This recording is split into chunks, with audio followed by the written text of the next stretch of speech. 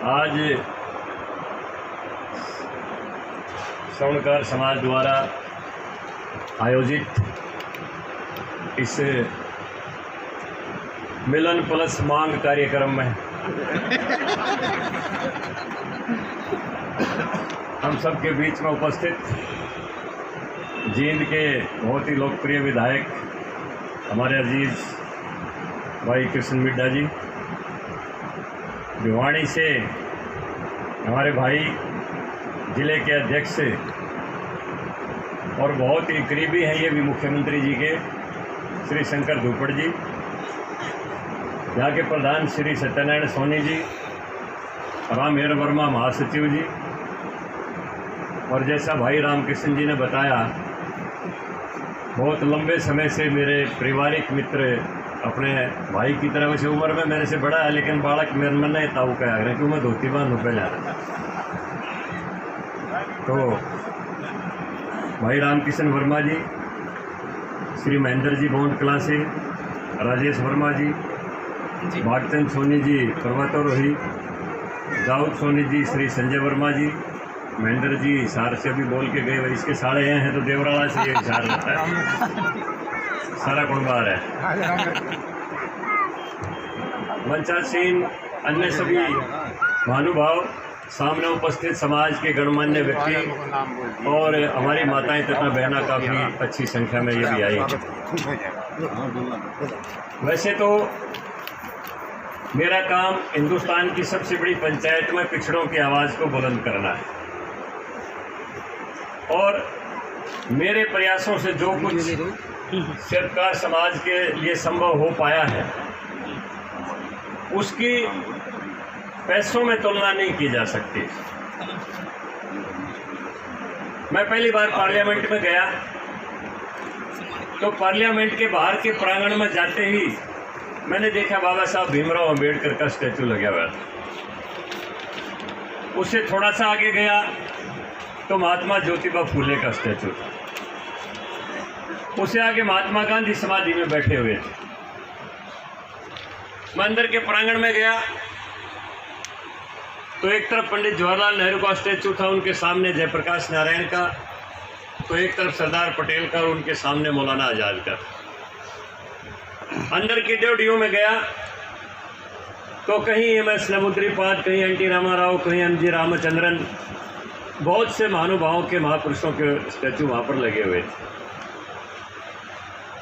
तो पहली बार जब मुझे पार्लियामेंट में अपनी बात करने का मौका मिला तो मैंने सबसे पहले शब्द यही कहे थे कि हम पार्लियामेंट में विराजमान तो थे लेकिन बुतों के रूप में विराजमान थे, लेकिन बुत कभी बोलते नहीं है। अब मैं जिंदा आया हूं तो शिल्पकारों की आवाज़ में उठाऊं। वैसे मेरे बहुत मित्र हैं पार्लियामेंट में, स्वर्णकार समाज के भी हैं, कुम्हार समाज से भी हैं। मैं जिस बिल्डिंग में रहता हूं उसी में कैलाश सोनी जी हैं मध्य प्रदेश से। मेरे सामने वाली बिल्डिंग में सुनील सोनी जी हैं लोकसभा से रायपुर से, और भी बहुत से मित्र हैं जो रहते हैं।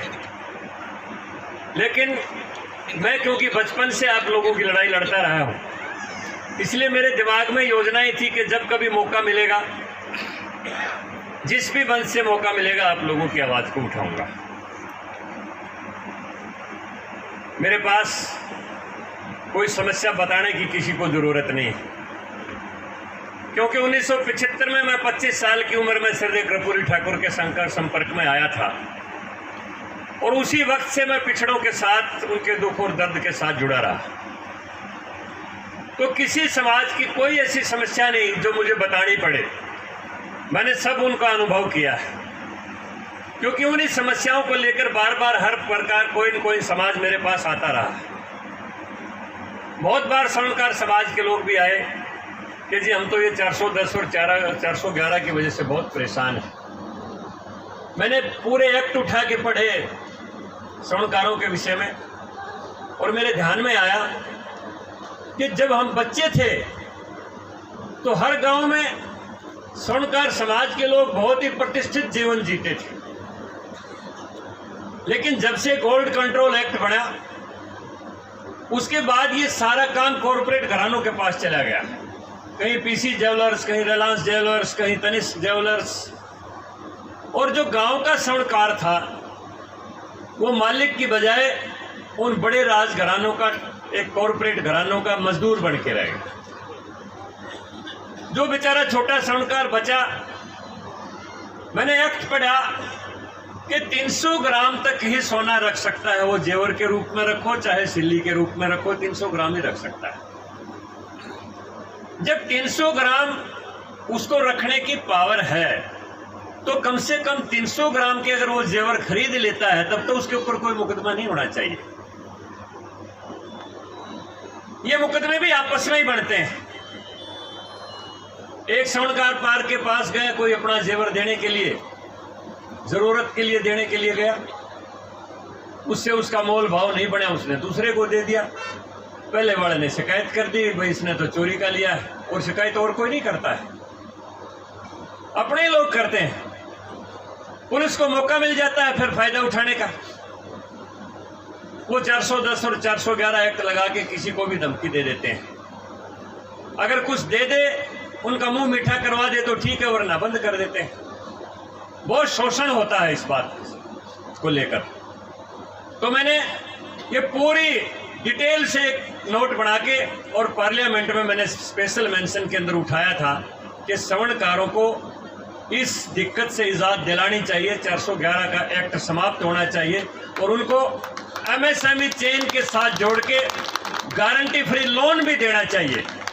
और जो वो उत्पाद करें उसकी बिक्री की व्यवस्था भी सरकार करवाए। और उसके बाद जो बेस्ट से बेस्ट जो बना के दिखाए उसको भगवान विश्वकर्मा कौशल सम्मान से उसको नवाजा भी जाए। मैंने कुम्हारों के विषय में भी पहली बार जब बात कही पार्लियामेंट में, तो मुझे नहीं पता था यहाँ पर कौन कौन कुम्हार है। लेकिन जब मैंने बात कही तो लोग आए मेरे पास कि जी मैं भी कुम्हार हूँ। मगर फिर आपने क्यों नहीं आज तक आवाज उठाई? मैंने कहा भाई, जो भी आदमी खड़ा होता है वो यही कहता है किसान की एमएसपी जारी करो। मैंने कहा उत्पादन तो उत्पादन है, चाहे कोई घड़ा बनाओ, चाहे कोई टोकरा बनाओ, चाहे कोई कमीज बनाओ, चाहे कोई अन्न उगाओ, तो एमएसपी तो सबकी जारी होनी चाहिए। मैंने कहा कुम्हार का घड़ा जो है मिट्टी जमीन से खोद के, कूट के, छान के और उसको सान के और फिर चाक के ऊपर उतार के फिर दोबारा उसकी पिटाई करके उसको मटके के रूप में बढ़ा के आवे में लगाने के बाद 80% रिकवरी आती है। 20% या कच्चे रह जाते हैं या फूट जाते हैं। तो एक मटका 2000 रुपये में पड़ता है। अगर 10% मुनाफा लगाया जाए तो 2200 का बिकना चाहिए, लेकिन बिकता है बाजार में 200 रुपये का। हर मटके पर कुम्हार 2000 का घाटा खाता है, उसकी भी एमएसपी जारी होनी चाहिए। बहुत बढ़िया, जोरदार तालियां। जब मैंने पार्लियामेंट में ये बात कही और जब हम सेंट्रल हॉल में चाय पीने के लिए आए तो बहुत से पिछड़े वर्ग के सांसदों ने मुझे घेर लिया कि जांगड़ा जी आप कौन से प्रदेश से आए? मैं हरियाणा से आया हूँ। बोले आपने एक नया कंसेप्ट पार्लियामेंट को दिया है जिसके बारे में किसी ने सोचा ही नहीं था। तो मुझे कोई किसी की तकलीफ बताने की जरूरत नहीं है। मैं स्वर्णकार की भी तकलीफ को जानता हूँ, कुम्हार की भी तकलीफ को जानता हूँ, दर्जी की भी जानता हूँ, लोहार की भी जानता हूँ, खाती की भी जानता हूँ। मुझे किसी के बारे में कोई बताने की कोई जरूरत नहीं। और आपकी जानकारी के लिए बता दूं, हिंदुस्तान में 75 साल की आजादी के बाद पहली बार हिंदुस्तान के बजट में पीएम विकास योजना चालू हुई है। पीएम विकास का मतलब है प्रधानमंत्री विश्वकर्मा कौशल सम्मान योजना। आपके अजमेर देवता रहे हैं, लेकिन असल रूप में आप भगवान विश्वकर्मा की संतान हैं। मनु, मैं, त्वष्टा, शिल्पी और देवज जो 5 पुत्र थे, उनमें देवज जो है ना वो स्वर्णकार का काम करता था। तो चाहे वो लोहकार है, चाहे वो स्वर्णकार है, चाहे वो काष्ठकार है, चाहे वो शिल्पकार है, चाहे वो ताम्रकार है, ये सारे के सारे भगवान विश्वकर्मा की संतान है। कोई न कोई कुल देवता किसी का भी अलग अलग हो सकता है। मूल रूप में भगवान विश्वकर्मा की ही संतान स्वर्णकार समाज है। इसलिए आपको ये बात समझनी चाहिए कि पहली बार हिंदुस्तान के बजट में भारत सरकार ने प्रधानमंत्री जी के आदेश से ये योजना चालू की है कि जितने भी देश के कार हैं, यहां तक उसमें श्रम कार को भी हमने लिया है।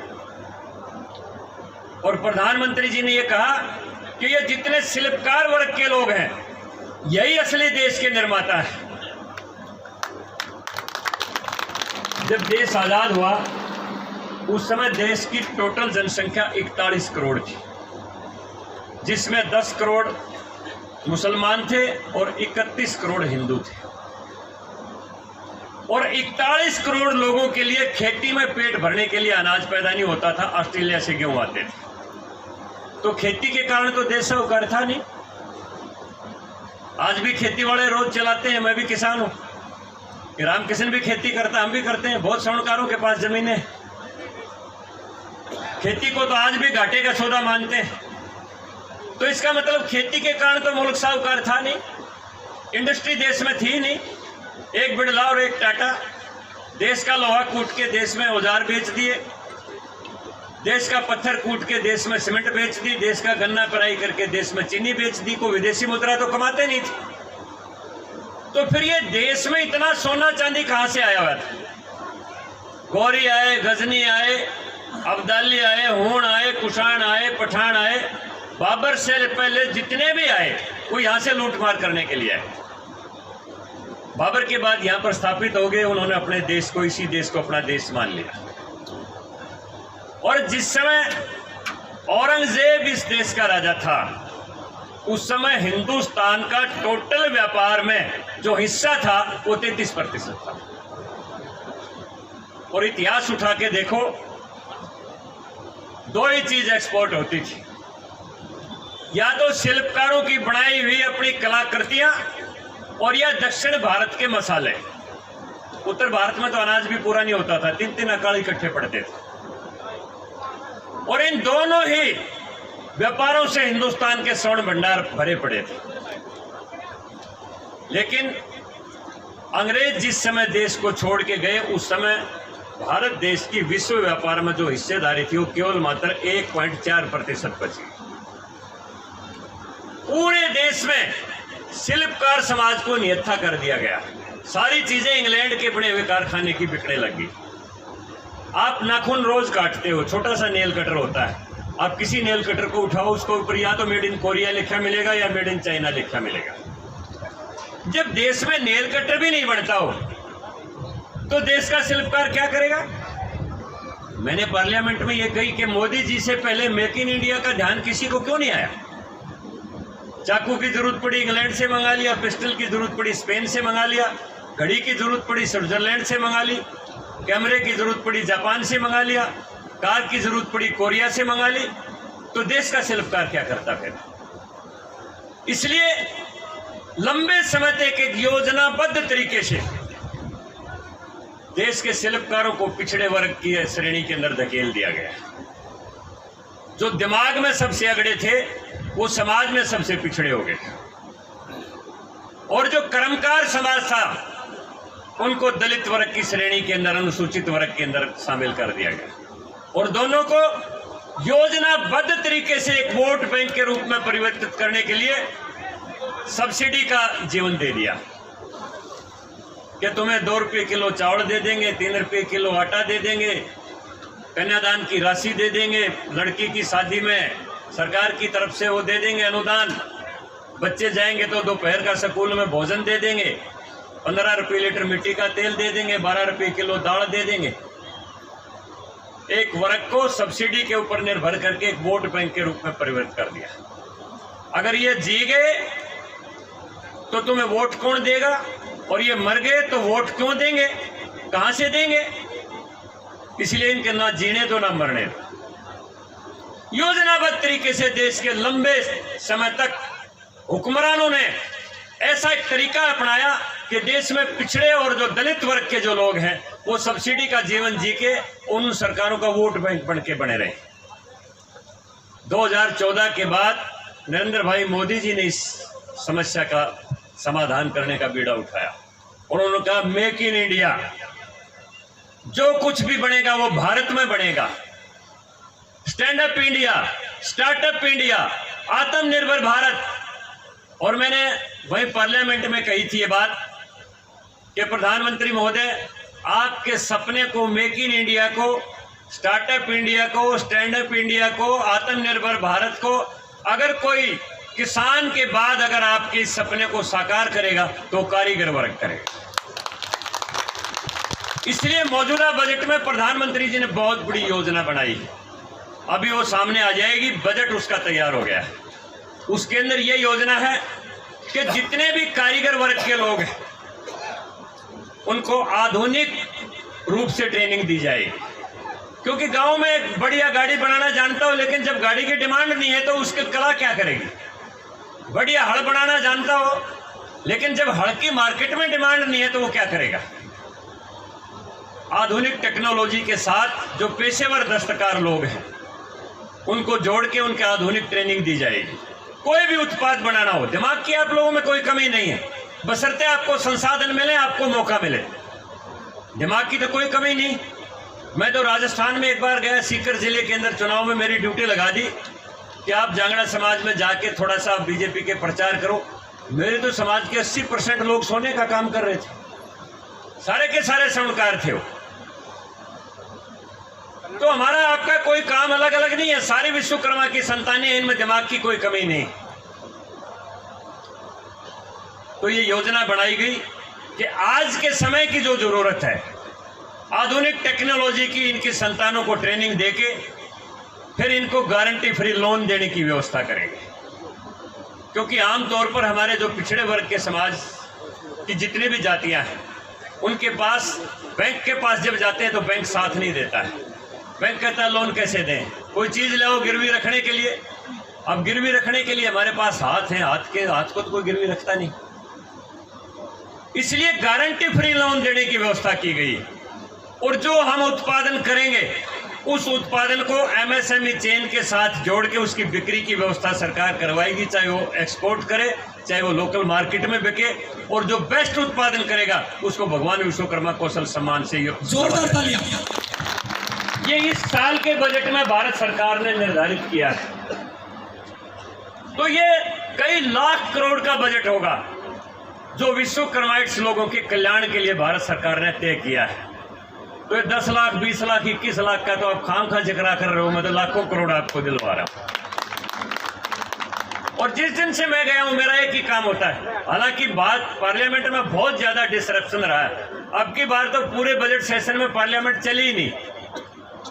हर बार विपक्ष कोई न कोई अड़ंगा अड़ा के, कोई न कोई अड़ंगा अड़ा के रोज पार्लियामेंट जो है अड़चन होती रही।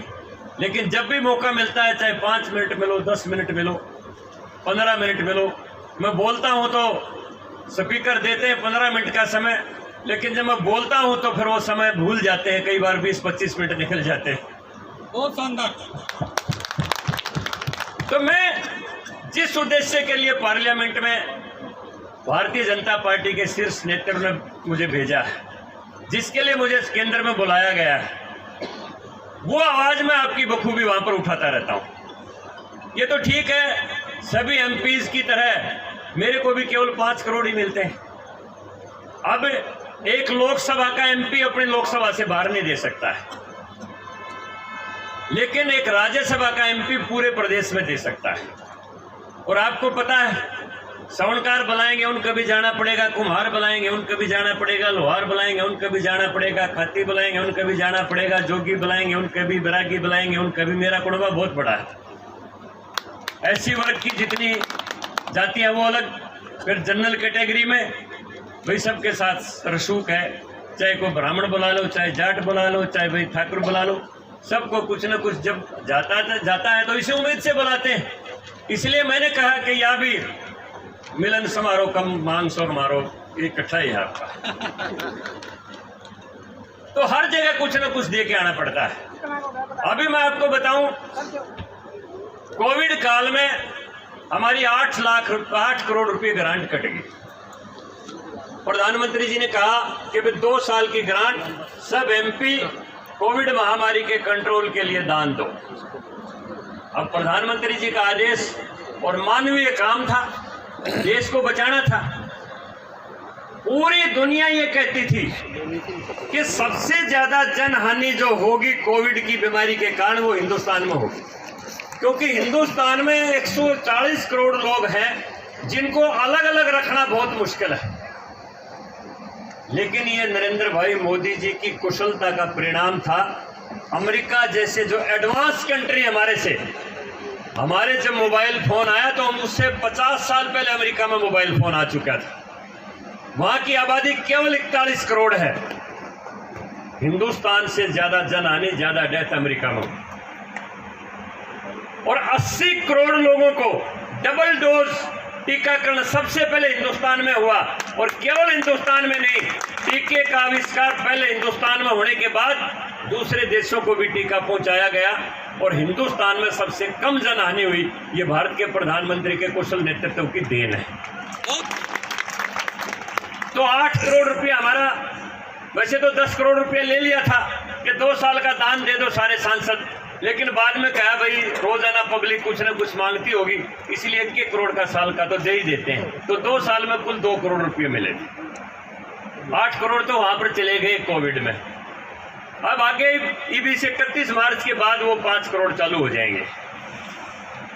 वो 2 करोड़ तो मेरे पहले ही मैंने मिले थे 2 करोड़, और मेरी सिफारिश जारी है वहां पर 3-3.5 करोड़ की। तो इसलिए जो अब मैं जो दूंगा ये अगली ग्रांट में आएंगे, कदे तकाजा करने लाग जाओ भाई जुकराड़ थी के सिस्टम की रखी हो थोड़े दे जाए किसी, ये सह जाएंगे पीछे तरह दूंगा मैं। तो मैं, ये मेरी मजबूरी है। पूरे देश में मुझे, पूरे प्रदेश में मुझे सभी समाजों के बीच में जाना पड़ता है। फिर भी मीटा जी से भी लगातार मैं दिलवाता रहूँगा, और मैं भी 2026 तक मेरा कार्यकाल है, मैं भी देता रहूँगा।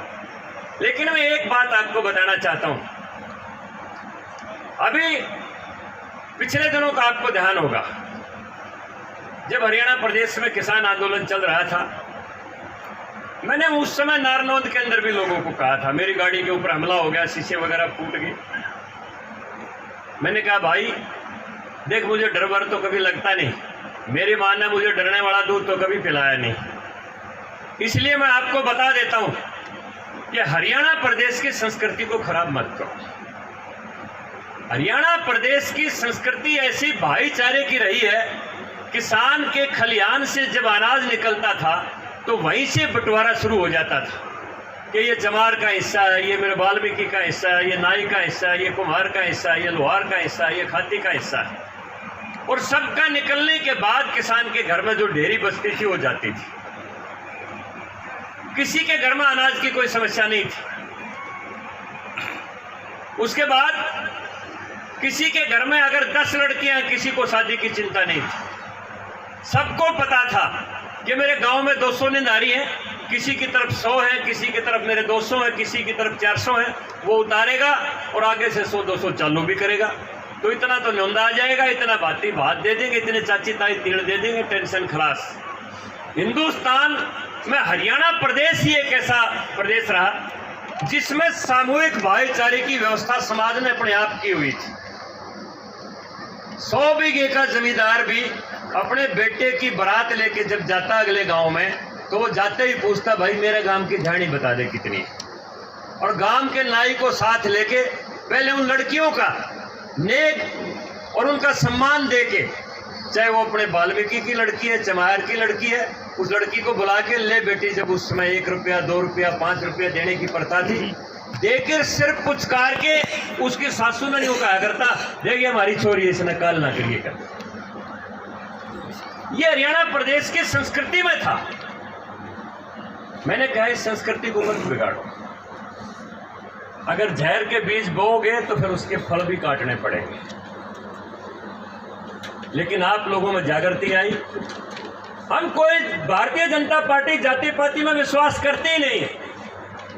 मुख्यमंत्री जी ने कुर्सी पर बैठते कहा कि हम जो सरकार चलाएंगे सबका साथ, सबका विकास, सबका सम्मान के साथ चलाएंगे।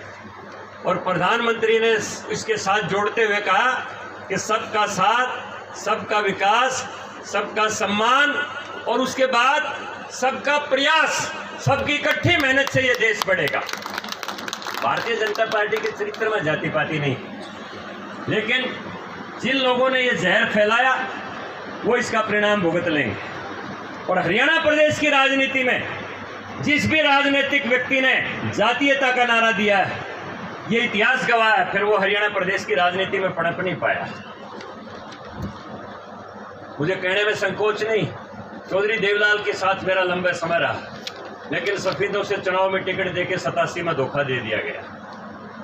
उसके बाद जितना बड़ा कद हरियाणा प्रदेश में चौधरी देवलाल को मिला, 90 में से 85 विधायक किसी के लिए संभव नहीं है, लेकिन एक ही नारा दिया था कि मैं अजगर बना दूंगा, ऐसे अहीर जैसे जाट जैसे गुजर और ऐसे राजपूत, बाकी तो अपने आप निकल लेंगे हम। उसके बाद देवलाल हरियाणा से चुनाव नहीं जीत पाया, सीकर से एक चुनाव जाके जीतना पड़ा था उसको। ये भूपेंद्र हुड्डा देख ले,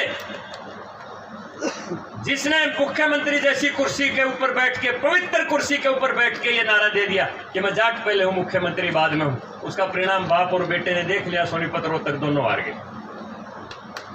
हरियाणा में जातीयता का नारा किसी के लिए कोई स्थान नहीं। मैं नाम नहीं लेना चाहता, जो दिल्ली की कोठियों पर अपना नाम देखना चाहते थे वो आज कहां पर खड़े हैं आपको पता होगा, क्योंकि जातीयता को हरियाणा का आदमी बर्दाश्त नहीं कर सकता है। मैं काशीराम जी से काफी समय पहले 1-1.5 घंटे मेरी बात हुई, जब वो जिंदा थे, हुमायूं रोड पर रहते थे। मुझे कहने लगे, जांगड़ा जी हमने यूपी जैसे प्रदेश को जीत लिया, वहां पर मायावती को मुख्यमंत्री बना दिया, लेकिन हरियाणा में हम सफल नहीं हो पा रहे। मैंने कहा आप हो भी नहीं सकते, वहां पर आपका जो राजनीति का आधार है वो द्वेष के ऊपर है, वो जहर के ऊपर निर्भर है। आप नारे से लगाते हो तिलक तराजू और तलवार, इनको मारो जूते चार में, हरियाणा में नहीं चलता है। हरियाणा में सबकी बेटी अपनी बेटी बराबर है, हरियाणा में सबका दुख अपना सुख और दुख सबका बराबर है। हरियाणा प्रदेश के अंदर सबके संबंध और अपने संबंध सब पवित्र हैं। हरियाणा प्रदेश में आप जातीय आधार के ऊपर बांट के राजनीति में सफल नहीं हो सकते हैं। इसलिए हरियाणा प्रदेश के कल्चर को जो बिगाड़ने की कोशिश करेगा, जो भी पॉलिटिकल आदमी होगा, वो हरियाणा की राजनीति से बाहर कर दिया जाएगा। ये हरियाणा का इतिहास। और कितना बड़ा काम आप लोगों ने किया है, मैं दावे के साथ कह सकता हूं, हरियाणा प्रदेश की अब की बार 71% सरपंचों की सीटों के ऊपर दलित और पिछड़े वर्ग के सामान्य श्रेणी में जीते हैं। ये बाबा साहब भीमराव अम्बेडकर ने बहुत पहले कही थी लखनऊ के अंदर कि जिस दिन देश के दलित और पिछड़े वर्ग इकट्ठा हो जाएंगे, सत्ताएं इनके कदमों में आ पड़ेंगी, कोई इनको कोई उपेक्षा इनकी कर नहीं सकता। ये बहुत बड़ा वर्ग है दुनिया के अंदर और देश के अंदर। इसलिए मुझे ये बहुत बड़ा आज एक अपने आप में सुकून आ रहा है कि कम से कम आप लोगों में एक जागृति आई, आप लोग इकट्ठा होना सीख गए, वरना तो इकट्ठे ही नहीं होते थे। मैं तो 75 में राजनीति शुरू की, जाके पूछ देता हूँ किसकी वोट देगा, मैं तो भाई कांग्रेस की दूंगा। क्यों देगा? भला कदे निकल दे के दिन जाए, हम तो यूँ पता ही नहीं था क्यों दे रहे हैं। अब आंख खोल के लोग वोट दे रहे हैं, अपना हित देख के दे रहे हैं। और बाबा साहब भीमराव अम्बेडकर की कल जयंती थी, उन्होंने एक बात कही थी, जब उनसे पूछा गया कि बाबा साहब आपने जो लोकतांत्रिक व्यवस्था की है हिंदुस्तान में, जो वोट का राज किया है, इसको 2 लाइन में कैसे परिभाषित करोगे? तो बाबा साहब ने कहा कि लोकतंत्र में व्यक्ति अपने ही मत के द्वारा किसी व्यक्ति या दल को अपने ही ऊपर राज करने का अधिकार देता है कि मैं तेरे को अपना मत दे रहा हूं, अब तू 5 साल तक मेरे ऊपर राज करना। जब उनसे पूछा फिर ये लोकतंत्र सफल कैसे होगा, जिस दिन हिंदुस्तान का मतदाता पोलिंग बूथ तक जाते जाते ये सोचते हुए जाएगा कि मैं जिस व्यक्ति या दल को अपना वोट देने जा रहा हूं उसका राष्ट्रीय चरित्र क्या है, वो मेरे समाज के उत्थान के लिए क्या चाहता है, वो मेरे अपने दुख और दर्द में कितना हिस्सा रखता है। जिस दिन ये सोचता सोचता हुआ बूथ तक जाएगा और जब ये बात सोच के वो अपना मतदान का फैसला करेगा, उसी दिन हिंदुस्तान में लोकतंत्र सफल हो जाएगा। आप लोगों को ज्यादा समझाने की जरूरत नहीं। स्वर्णकार समाज ना किसी लालच में वोट दे सकता, ना किसी दारू के पौवे के बदले वोट दे सकता। आप लोगों में स्वाभिमान और सम्मान कूट कूट के भरा हुआ है, और भगवान ने आपको इतना दिया भी है कि आपको किसी लालच मारने की जरूरत भी नहीं, और आप आते भी नहीं हैं। चाहे कितना, अगर किसी के पास धन कम भी है तो भी कम से कम भी स्वर्णकार सक्का समाज का आज व्यक्ति वो मतदान के बदले कभी कोई अनुदान नहीं चाहेगा।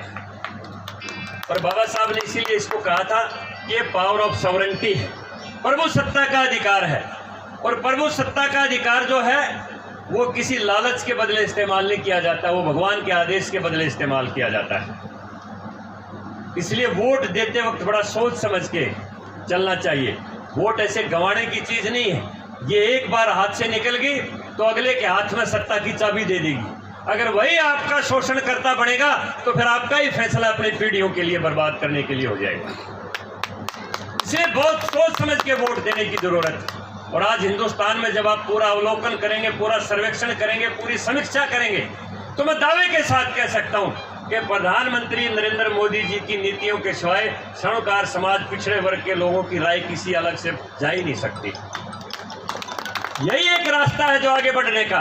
और प्रधानमंत्री जी ने अपने संबोधन में भी कहा था, मैं तो खुद पूरे देश में गया हूं मेंबर पार्लियामेंट बनने के बाद। जो मैंने आत्मनिर्भर भारत की बात की थी, जो मेक इन इंडिया की बात की थी, पहली बार हिंदुस्तान ने जो चक्कू तक भी विदेश से मंगाया जाता था, 15,000 करोड़ के रक्षा उपकरण अब की बार निर्यात किए हैं, एक्सपोर्ट किए। बहुत बढ़िया। देश में बनने लगी सारी चीजें। और हमारे हाथ में भगवान ने कलाएं दे रखी हैं, हमारे हाथ में सारी की सारी टेक्निक दे रखी है। जिस दिन हमारे हाथों को सरकार की तरफ से कोई सहायता मिल जाएगी, ये लो अनुदान और अपने हाथों की कला दिखाओ, अपने हाथ जो जादूगरी दिखाएंगे वो इस देश को दोबारा स्वर्ण नगरी बना देंगे। ये सोने के चिड़िया आप लोगों ने ही बनाया था देश को, और कहीं से सोना नहीं आया था। आज भी हिंदुस्तान के अंदर स्वर्ण के इतने भंडार हैं, एक तिरुपति बालाजी के मंदिर का जो बजट है वो यूरोपियन कंट्रीज के कई से देशों के बजट से भी ऊपर है। इतना चढ़ावा यहाँ पर मंदिरों में आ जाता है, तो कोई कमी नहीं है। बंटवारे की व्यवस्था ठीक नहीं थी, इसलिए जितने भी देश के शिल्पकार थे वो बंटवारे की व्यवस्था ठीक ना होने के कारण पिछड़े वर्गों की सूची में चले गए। अब नरेंद्र मोदी जी की जो योजनाएं हैं वो आपको पिछड़ों से अगड़े की श्रेणी के लिए अंदर लाने की योजनाएं। इसलिए उन्होंने कहा कि सब्सिडी सहारा तो है लेकिन सब्सिडी समाधान नहीं है। मैं लंगड़े को लाठी के सहारे नहीं चलाना चाहता, मैं लंगड़े को टांग लगाना चाहता हूं ताकि अपने पैरों के ऊपर खड़ा हो जाए। यही योजना देश के अंदर चल रही है।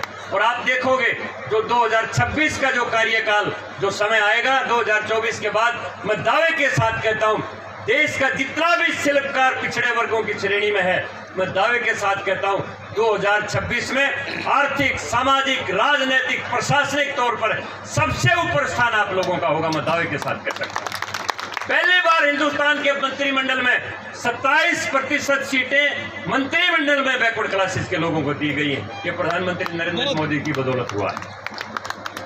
वरना कौन आपको मंत्रिमंडल में जगह देता था? कौन आपके लिए बजट निर्धारित करता था? मैं मानता हूं अभी हमारी विधायक जी से चर्चा हो रही थी, किसी भी देश में, किसी भी युग में व्यवस्था परिवर्तित करना बहुत मुश्किल काम होता है। व्यवस्था का परिवर्तन जब होता है तो जनता के सामने मुश्किलात आती हैं। बहुत सी मुश्किलें आई हुई, कहीं किसी की परिवार पहचान पत्र के कारण है, किसी के राशन कार्ड के कारण है, किसी की पेंशन के कारण है। और एक जो विषय उठाया यहाँ पर हमारे बहुत से जो अपने एम्प्लॉयज वर्ग के जो लोग हैं, ये भी एक बहुत विषय है कि यहाँ पर हरियाणा प्रदेश में हमारे मुख्यमंत्री जी ने 6 लाख की जो सीमा की है, उसके कारण हमारे क्लर्क, कंडक्टर, पटवारी, सीनियर चपड़ासी, जेबीटी टीचर सारे के सारे आरक्षण श्रेणी से बाहर हो गए। ये बहुत बड़ा मुद्दा है और इसके ऊपर मुख्यमंत्री जी से मेरी कई बार चर्चाएं हुई है।